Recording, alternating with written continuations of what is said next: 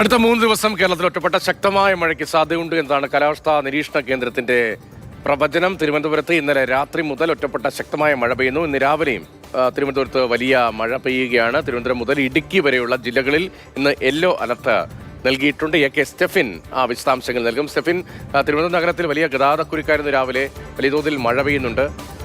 ഏതൊക്കെ ജില്ലകളിൽ ഇപ്പോൾ മഴ സാഹചര്യമുണ്ട്? കാലാവസ്ഥാ നിരീക്ഷണ കേന്ദ്രം നൽകുന്ന അറിയിപ്പിൽ എത്ര ദിവസം എങ്ങനെ?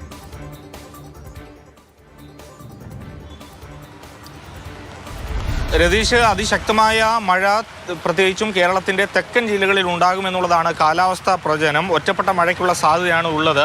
ഇന്നലെ രാത്രി മുതൽ തിരുവനന്തപുരം നഗരത്തിൽ ശക്തമായിട്ടുള്ള മഴ ഇങ്ങനെ തുടർന്നുകൊണ്ടിരിക്കുകയാണ്. ഏതായാലും രാവിലെയോടുകൂടി ആ മഴയുടെ തോത് അല്ലെങ്കിൽ ശക്തി ഒന്ന് കുറഞ്ഞിട്ടുണ്ട്.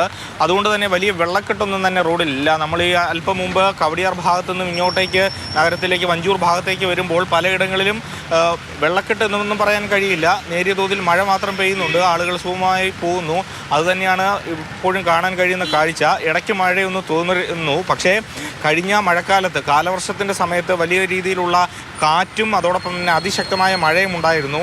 മരം കടപുഴകി വീഴുന്ന അല്ലെങ്കിൽ മരത്തിൻ്റെ ശിഖരങ്ങൾ ഒടിഞ്ഞു വീഴുന്ന സ്ഥിതിയെല്ലാം തന്നെ ഉണ്ടായിരുന്നു. അതുകൊണ്ട് തന്നെ കൃത്യമായൊരു ജാഗ്രത മലയോര മേഖലകളിലും അതോടൊപ്പം തന്നെ തീരദേശത്തും വേണമെന്നുള്ളതാണ് ജില്ലാ ഭരണകൂടത്തിൻ്റെ നിർദ്ദേശം. കാരണം ഇത്തരത്തിലുള്ള അപകടങ്ങൾക്കൊക്കെ സാധ്യതയുണ്ട്. അതുകൊണ്ട് ഒരു ജാഗ്രതാ നിർദ്ദേശം നൽകിയിട്ടുണ്ട്. ഇപ്പോൾ ഏതായാലും സ്മാർട്ട് റോഡിൻ്റെ നിർമ്മാണമൊക്കെ പൂർത്തിയായി.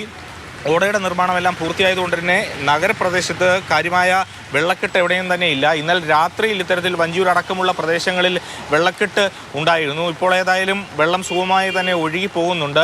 റോഡുകളിലൊന്നും തന്നെ വെള്ളം ഈ പലയിടങ്ങളിലും കെട്ടി നിൽക്കുന്നില്ല. പക്ഷേ നേരത്തെ രതീഷ് സൂചിപ്പിച്ചതുപോലെ തന്നെ മഴയുടെ ഒരു സാഹചര്യം കണക്കിലെടുത്തുകൊണ്ട് നേരിയ തോതിലുള്ള ഒരു ഗതാഗത കുരുക്ക് രാവിലെ സമയത്തുണ്ടായിരുന്നു. പക്ഷേ ഇപ്പോൾ ഏതായാലും ആ പ്രശ്നത്തിനും ഏതാണ്ട് ഒരു പരിഹാരമൊക്കെ ആയിട്ടുണ്ട്. ശരി, തിരുവനന്തപുരത്ത് നിന്നാണ് കെ സ്റ്റെഫിനി വിവരങ്ങൾ നൽകിയത്.